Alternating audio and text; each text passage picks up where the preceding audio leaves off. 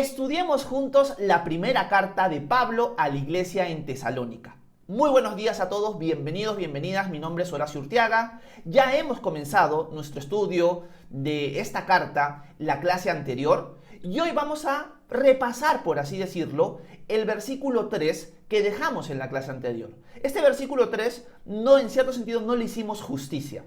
Así que lo que vamos a hacer es leer los tres primeros versículos de esta carta y enfocarnos en el versículo 3 porque tiene cosas muy maravillosas para nosotros esta mañana. Recordemos lo siguiente antes de entrar al texto como tal. Pablo le escribe a la iglesia en Tesalónica en esta carta. La iglesia en Tesalónica es una iglesia que fue plantada por Pablo y compañía en su segundo viaje misionero. Esta carta se escribe alrededor del 50 después de Cristo. Es una carta que se escribe unos meses después de la plantación de esta iglesia. Así que no ha habido mucho tiempo entre que Pablo visitó Tesalónica y entre que escribió esta carta. La ciudad de Tesalónica, y este es un dato que no lo di en la clase anterior, fue fundada en el año 315 después o antes de Cristo. 315 antes de Cristo, la ciudad de Tesalónica fue fundada. Fue fundada por el rey Casandro, un rey macedonio, en honor al nombre de su esposa. Su esposa fue la media hermana de Alejandro el Grande, quien fue el emperador, el rey, por así decirlo, griego, que conquistó el mundo conocido de una manera rápida y abismal. Lamentablemente Alejandro el Grande, luego de su conquista, muere rápidamente, pero dentro de sus generales, dentro de sus soldados, Casandro fue el que fundó esta ciudad en honor al nombre de su esposa, que era la media hermana de Alejandro. Esto sucedió en el año 315 a.C. Pablo le va a escribir a una iglesia para animarla, por un lado, por eso es el propósito de la carta, pero también una iglesia que está pasando por dificultades dentro de su fe en estos momentos. Así que vamos a leer los primeros versículos, que los vimos en la clase anterior, pero nos vamos a quedar y nos vamos a enfocar en el versículo 3. Dicho esto, entremos a la carta como tal, volvamos a repasar los primeros versículos y miren cómo Pablo y compañía se dirigen a esta iglesia. Versículo 1. Pablo, Silvano y Timoteo nos dirigimos a la iglesia de los tesalonicenses en Dios el Padre y en el Señor Jesucristo. Reciban ustedes gracia y paz. Siempre damos gracias a Dios por todos ustedes y los tenemos presentes en nuestras oraciones. Constantemente los recordamos delante de nuestro Dios y Padre por sus actos de fe, por su trabajo, que es fruto de su amor, y por su sufrida esperanza en nuestro Señor Jesucristo.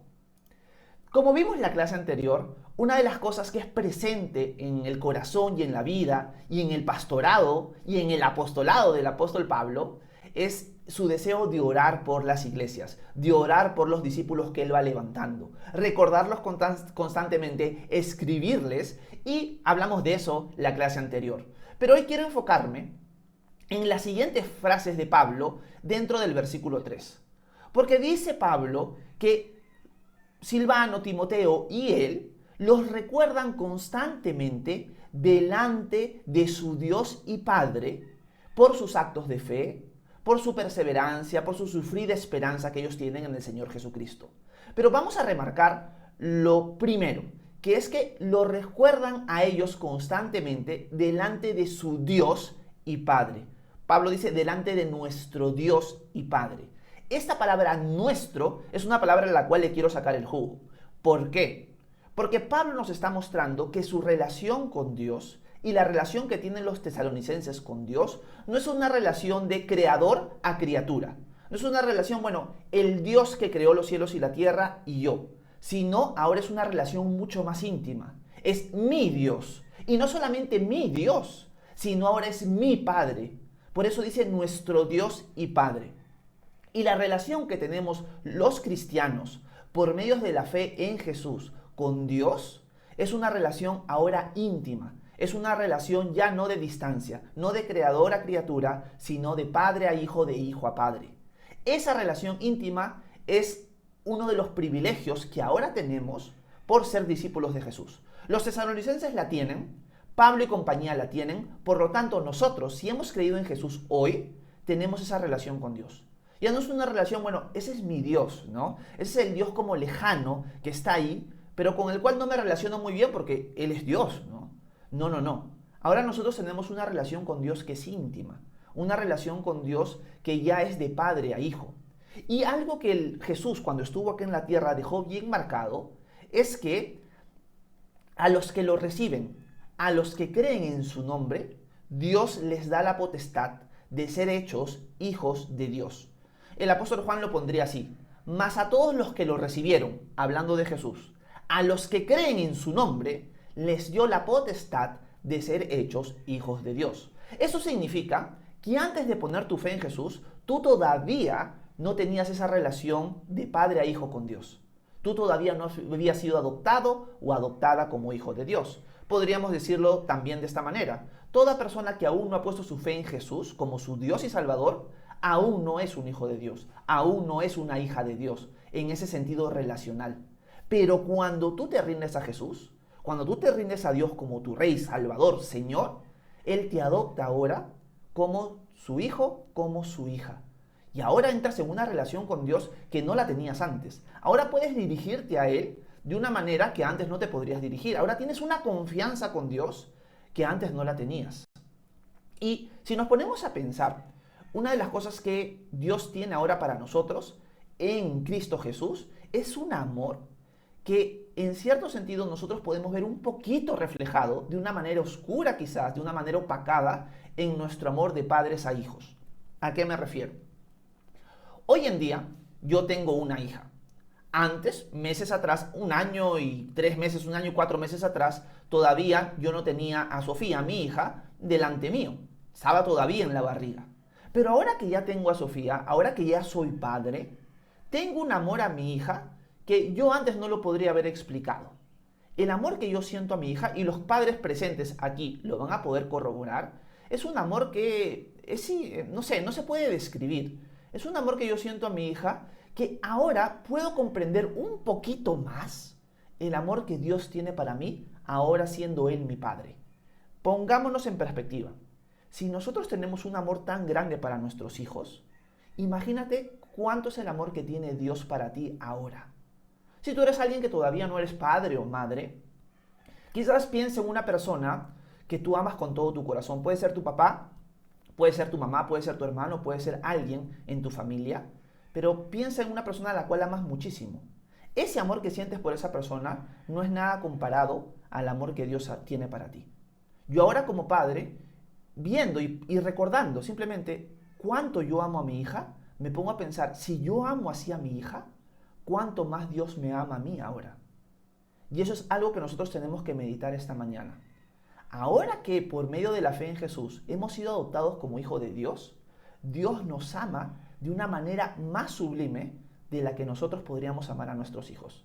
Meditemos en eso esta mañana, porque eso es importante. Porque a veces no tenemos claro el amor de Dios hacia nosotros. Pero a veces recordando el amor que tú tienes a tus hijos, te vas a dar cuenta, si este es el amor que yo siento por mi hijo, el amor que siente Dios hacia mí ahora, que soy ahora una hija o un hijo de Dios, es superior a esto que estoy sintiendo por mi hijo o por mi hija. ¡Wow! ¿Dios me ama así de profundo? Yo a veces no lo puedo creer, pero es el amor que ahora tenemos en Cristo Jesús. Por eso Pablo es muy sincero en decir nuestro Dios y Padre, porque ahora Dios es nuestro Padre por medio de la fe en Cristo Jesús, y ahora ese amor que en nuestra vida hacia nuestros hijos es opaco todavía, en Dios es perfecto. Y ese es el amor que Dios tiene para ti y Dios tiene para mí. Así que meditemos en eso. Dios nos ama de una manera que no lo podemos entender. Y eso nos debería llevar a alabarlo, a agradecerle y a sentirnos amados. Porque ahora Dios es nuestro Padre. Pero eso es el lado de Dios. Pero ahora nosotros, del lado de hijos, tenemos privilegios, no solo de tener el amor y la bendición de nuestro Padre, sino también la bendición del acceso directo a Él. Una de las cosas que Pablo le va a escribir a la iglesia en Éfeso es que ahora tenemos libre acceso al trono de Dios. Imagínense la siguiente imagen. Imagínense Dios sentado en su trono, todos los ángeles formados en orden, en silencio o alabando al Señor, pero en un orden perfecto, y de repente las puertas del cielo se abren y entra un hijo corriendo y se tira a los pies del Padre que está sentado en el trono. Todos los ángeles están perplejos porque ellos están en orden formados, pero ahora ha entrado un niño, ha entrado un hijo, sin ningún orden y se ha postrado a los pies del Padre porque es su Hijo. Ese acceso tenemos nosotros, un acceso que ni siquiera los ángeles tienen. Nosotros tenemos un acceso al trono de Dios y una confianza, una tranquilidad y en cierto sentido, no sé qué palabra usar, una disposición de Dios de aceptarnos a nosotros para entrar a su presencia que antes no lo teníamos. Hay un autor que se llama Tim Keller, que es un pastor que ya falleció, que él dijo algo bien bonito que quiero leérselos. Él dijo lo siguiente: la única persona que se atreve a despertar a un rey a las 3 de la mañana por un vaso de agua es su hijo. Tenemos ese tipo de acceso. El único que se puede animar a despertar un rey, el rey de un reino, a las 2, 4, 3 de la mañana por un vaso de agua es su hijo. Y el rey no le va a decir nada. ¿Por qué? Porque es su hijo, es su pequeñito, es su pequeñita. Y ese acceso al trono de Dios lo tenemos nosotros. Quizás alguno de nosotros puede pensar: ¿cómo yo voy a estar fastidiando a Dios constantemente, Horacio, con mis oraciones? Le pido dirección, le pido esto, pero ya siento que lo estoy hartando. Quítate esa idea de la cabeza. Ahora Dios es tu Padre. Por lo tanto, ahora tú tienes acceso al trono de Dios de una manera tan libre, tan confiada, que antes no la tenías. Porque ahora eres su hijo y ahora eres su hija. Pero por otro lado, recordemos que ahora meditemos un poco en el amor de Dios como Padre hacia nosotros. Si tú eres padre o madre, entiendes de lo que te estoy hablando. Yo antes no lo entendía a esa profundidad. Ahora como padre, le entiendo. Si yo amo así a mi hija, ¿cuánto más Dios me ama a mí? Así que recordemos y meditemos en estas dos verdades. El amor que ahora Dios tiene para nosotros en Cristo Jesús y ahora el acceso que nosotros tenemos porque ahora somos parte de la familia de Dios. Y esto lo podemos rescatar simplemente porque Pablo dice: nosotros constantemente los recordamos delante de nuestro Dios y Padre. Delante de nuestro, no del Dios y Padre, sino delante de nuestro Dios y el Padre. Esa es la idea. Así que qué bonito es meditar en estas verdades que Pablo está contando de su corazón al mostrarnos que es su Dios, es su Padre. No es un Padre, no es el Dios. Así que es importante eso. Pero Pablo, ya saliendo de esta aplicación, los recuerda delante de su Dios y Padre por varias cosas. Varias cosas que son importantes en la vida de los tesalonicenses y que deberían ser importantes en nuestra vida. Repasemos nuevamente el versículo 3, lo voy a poner en pantalla, para que le saquemos el jugo a estas tres áreas importantes. Dice Pablo: constantemente los recordamos delante de nuestro Dios y Padre, primero porque dice, por sus actos de fe, por su trabajo, que es fruto de su amor, y por su sufrida esperanza en nuestro Señor Jesucristo. Aquí nosotros encontramos tres cosas importantísimas para Pablo y los demás apóstoles que siempre las van a repetir en sus cartas. Podríamos decir que estos son los trillizos del Nuevo Testamento y del corazón de los discípulos. Estos trillizos son la fe, el amor y la esperanza. Fe, esperanza y amor son cosas que se van a repetir constantemente dentro de la carta de los apóstoles. Por ejemplo, la tenemos aquí. En 1 Corintios 13:13, Pablo va a hablar acerca de estas tres virtudes y va a decir que la mayor de todas es el amor. En 1 Tesalonicenses el énfasis va a estar más que todo en la esperanza. Y así sucesivamente en la carta a los Gálatas, en 1 de Pedro, siempre se va a enfatizar estas tres virtudes: la fe, el amor y la esperanza. Y Pablo los recuerda por sus actos de fe.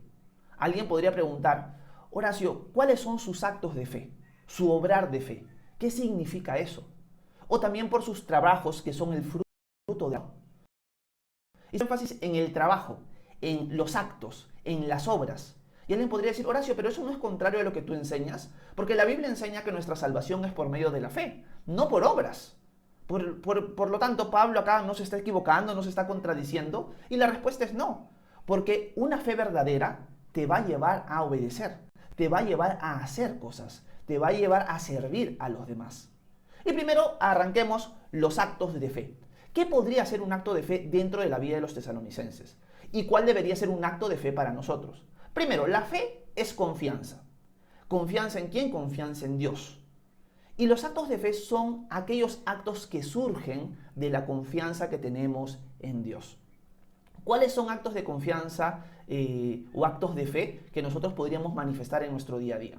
Un acto de fe, por ejemplo, es compartir con otros acerca de nuestro Dios a pesar de las consecuencias. ¿Qué significa eso? Que yo puedo compartir con ustedes la palabra de Dios en las mañanas en TikTok y eso puede significar que muchas personas se conecten para simplemente insultarme. Y muchas veces pasa eso. Y uno podría decir, Horacio, si tú no hicieras esto, te evitarías que personas te insulten, que personas hablen mal de ti, que personas hagan esto o hagan aquello. En mi vida diaria, fuera del internet, cuando yo comparto con alguien acerca del Señor, cuando le cuento a alguien que soy cristiano, que voy a la iglesia, que creo esto, que creo aquello, muchas veces las personas simplemente se van a incomodar con mis palabras. Yo me evitaría esa incomodidad de parte de los que me rodean si simplemente me quedara callado. Pero un acto de fe es compartir con las personas que me rodean acerca de mi Dios, porque yo sé que ellos también lo necesitan. Y por lo tanto, ¿qué importa si me voy a ganar problemas? ¿Qué importa si me voy a ganar persecuciones? Con tal de compartir acerca de mi Dios, porque sé lo importante que es para Dios su vida de ellos, y porque Dios desea que ellos también sean sus hijos y que sean sus hijas. Y la iglesia de Tesalónica es una iglesia que está pasando persecución. Por lo tanto, cuando Pablo habla acerca de sus actos de fe, se está refiriendo a, ¿saben qué? Ustedes están compartiendo la palabra de Dios a pesar de que los persigan y quizás los maten por causa de eso. El ejemplo que yo he puesto es más que todo ser incómodo para otras personas, pero los tesalonicenses están arriesgando su vida por compartir acerca del Señor. Por lo tanto, un acto de fe es compartir acerca del Señor, es compartir acerca de nuestro Dios, anunciar las virtudes de aquel que nos sacó de las tinieblas y nos trajo a su luz admirable, a pesar de las consecuencias. Yo confío, Señor, de que tú vas a estar en control y yo sé, mi fe está puesta en ti, de que ellos también necesitan escuchar de ti. Porque yo quiero que ellos también sean tus hijos y sean tus hijas. No solamente es eso, también me pongo a pensar de que un acto de fe es también compartir con aquella persona que tiene necesidad, a pesar de que eso te cueste, a pesar de que eso sea algo difícil para ti. Por ejemplo, algo práctico en mi vida. A veces nosotros con mi esposa hemos invitado a hermanos en la fe o amigos que no son hermanos en la fe a nuestra casa a cenar, por ejemplo, ¿no? Mi esposa es alguien hospitalaria, mi esposa es alguien que naturalmente le brota a ella invitar a alguien a la casa para comer, para tomar un lonche. Yo soy todo lo contrario, ¿no? Yo prefiero estar solo y eso es una característica que no es imitable por si acaso, no estoy diciendo para jactarme, todo lo contrario.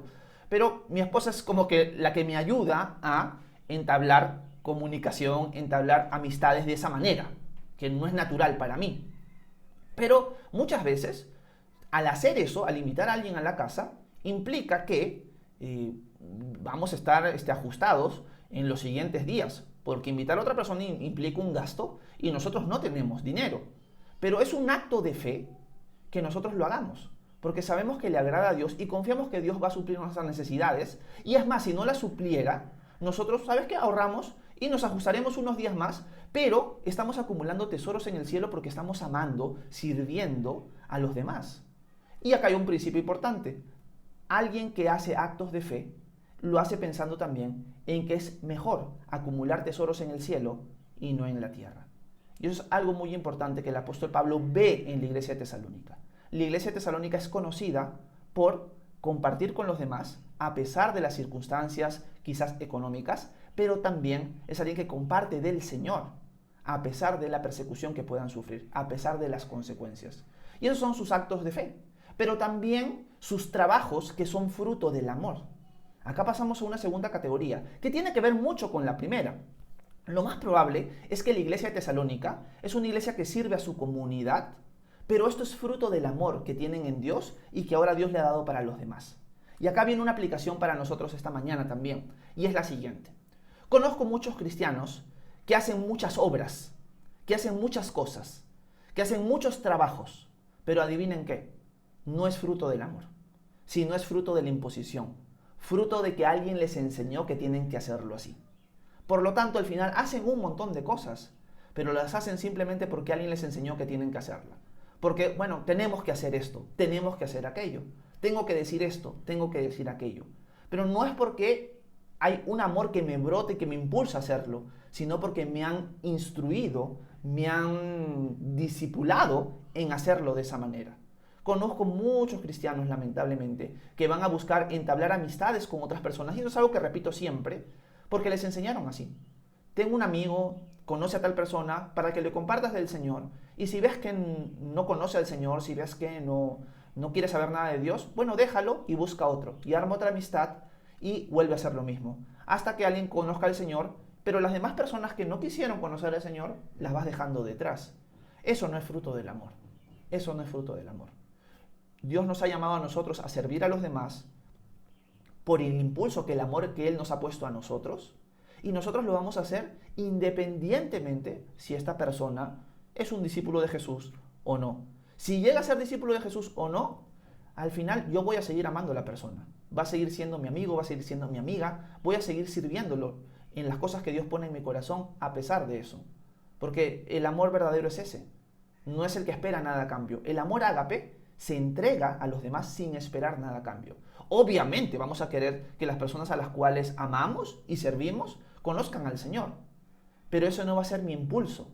Mi impulso va a ser el amor. Y eso es algo muy importante. No se dejen coaccionar por leyes, sino más bien busquen que su corazón sea transformado en oración por Dios para que todas las cosas que ustedes hagan, las hagan por amor. La iglesia en Tesalónica hace un montón de cosas, quizás ayuda social, quizás hasta sacrificios de distintas formas, pero todo es fruto del amor, no es fruto de la religiosidad muerta. Que esa sea la característica en nuestra vida. Horacio, yo estoy haciendo muchas cosas, pero porque, me han pedido que las haga, no porque realmente yo quiera hacerlas. Bueno, deberías aprender a decir no. Porque muchas veces nosotros empezamos a hacer un montón de cosas, sea dentro de la iglesia o sea fuera de ella, simplemente porque no sabemos decir no. Sirve y haz las cosas de una manera excelente que sean fruto del amor. Horacio, pero yo te soy sincero, yo no tengo en cierto sentido ningún impulso por amor. Siempre lo hago simplemente por obligación. Bueno, ahí encuentras un problema en tu vida y tienes que pedirle al Señor que cambie tu corazón, que convierta tu corazón de piedra en un corazón de carne, que realmente ama y sirva por amor. Una de las cosas en mi vida, esto es algo de mi vida y es algo con el llamado que Dios me ha dado. Por si acaso no es para que, mira, Horacio lo hace así, ustedes también tienen que hacerlo así. No. Pero en mi vida, con el don que Dios me ha dado y con el llamado que Dios me ha dado, para mí es un privilegio poder enseñarle a unas jovencitas los sábados en las mañanas la palabra de Dios. Yo no cobro ni un centavo, yo invierto mi tiempo. Hay veces que algunas vienen, hay veces que algunas no vienen y uno como que a veces se desanima. Pero mi amor hacia ellas y lo agradecido que yo estoy con Dios de poder servirlas de esa manera es lo que me impulsa a hacerlo. No lo hago por ganar algo yo, lo hago por amor a ellas. Porque yo quiero que ellas tengan una base sólida en su fe, que cuando se vayan de este pueblo donde yo vivo, porque los adolescentes crecen y se van a estudiar afuera, ellas tengan una base. Y yo puedo decir, aunque sea, yo pude servirlas de esa manera. Y lo hago por amor, por nada más. Que así sea nuestra vida, que los servicios que hagamos a los demás, sea en cosas como un estudio bíblico, sea como cosas espirituales o sea como cosas materiales, siempre lo hagamos motivados por el amor. La iglesia de Tesalónica es eso, lo hace siempre por amor. Y por último, dice por su sufrida esperanza en nuestro Señor Jesucristo. Y con esto acabo, porque siempre el tiempo me vuela. La última frase es la esperanza. Todo discípulo, todo cristiano debería tener bien marcado esto. El Señor puede venir por nosotros hoy. Por lo tanto, cualquier cosa que estemos pasando en nuestra vida, sea sencillo o sea difícil, tenemos que filtrarlo a la luz de esta realidad. Jesús puede venir por ti hoy. La iglesia de Tesalónica es una iglesia que está sufriendo, una iglesia que está siendo perseguida en su juventud, en la fe, porque es una iglesia recién plantada, unos meses atrás. Pero su esperanza está puesta en Jesús. Ellos saben que Jesús podría venir por ellos hoy. Por lo tanto, ese enfoque te hace vivir de una manera completamente distinta a si tú solamente te enfocas en la tormenta que estás viviendo. Por lo tanto, nuestra oración constante y diaria debería ser: venga tu reino, hágase tu voluntad, así en la tierra como se hace en el cielo. Ese es un deseo y un anhelo que todo cristiano debería tener: la esperanza en la venida de nuestro Señor. Pregunta para ustedes y para mí: ¿realmente tengo la esperanza de que Jesús viniera hoy? ¿O simplemente si Jesús viniera hoy, me fregaría, me fastidiaría mis planes? Oye, Horacio, ni digas, ni nombres que Jesús viene hoy. Ni lo invoques, por favor, Horacio. Tengo muchas cosas que quiero hacer. Bueno, eso muestra que tu corazón está equivocado. Si tú eres discípulo o discípula del Señor, tu corazón está equivocado si piensas eso. Si te dijera hoy, Jesús va a venir hoy, y tú dices, ay no, que venga mañana, hay un problema en tu corazón. La iglesia de Tesalónica es un claro ejemplo para nosotros de cómo deberíamos vivir como discípulos. Que tengamos actos de fe, que hagamos trabajos que son frutos del amor, pero que también tengamos una esperanza bien marcada y perseverante en la venida de nuestro Señor. Pidámosle al Señor esas características en nuestra vida: fe, amor y esperanza. Que esas tres características sean bien marcadas en nuestra vida y que Dios las pula y las haga relucientes en cada uno de nosotros. Porque esa es una característica de la iglesia de Tesalónica por la cual Pablo y compañía están agradecidos delante de su Dios y Padre, y que me gustaría que sea ese mismo agradecimiento de parte de los que nos conocen con respecto a nuestras personas. Qué bonito es ver a Horacio, que tiene una gran fe, un gran amor y una gran esperanza en Jesús, y que también se pueda decir de ustedes lo mismo. Ese es nuestro anhelo y es algo que vemos en la iglesia de Tesalónica, que es imitable para nosotros. Así que con esto quería terminar nuestro pequeño devocional. Discúlpeme que siempre me estoy pasando del tiempo. Hay muchas cosas que quisiera más compartir de estos versículos, pero creo que esto es suficiente por esta mañana. Espero que haya sido de edificación. Si tienen alguna pregunta, alguna duda, alguna inquietud, por favor háganmela saber, que con gusto voy a intentar responder sus preguntas a continuación. Muchas gracias por su atención. Que Dios los bendiga a cada uno de ustedes.